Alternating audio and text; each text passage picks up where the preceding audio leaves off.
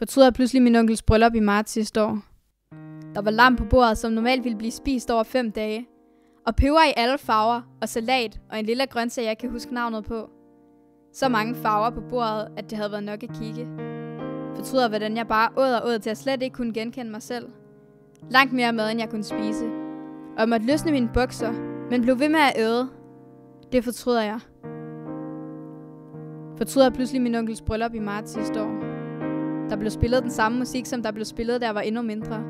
Så jeg kunne synge med på alle sangene, og jeg var hæs de næste mange dage.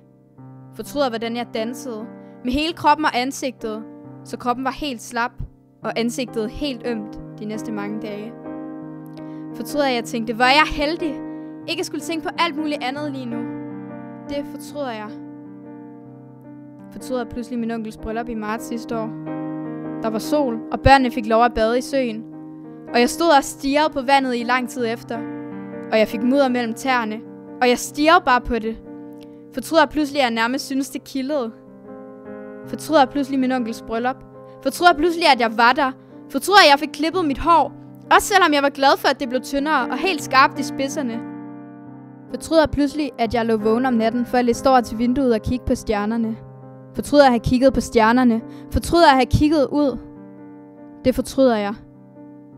For nu er det marts igen, og det sner udenfor. Og måske har det allerede været min onkels bryllupsdag. Og der er en sø, der er helt frossen. Sidste år åd jeg lam. Og jeg tæskede min krop med dans, selvom jeg kunne have ladet være. Jeg var et svin sidste år. Og jeg lod min tær blive mudret som et svin. Uden at tænke, at det ville blive marts igen. Og mit hår ville gro ud. Og jeg ikke behøvede at holde mig vågen, for jeg ville være heldig overhovedet at sove. Udenfor falder stjernerne ned. Sådan ser det ud, når det sner.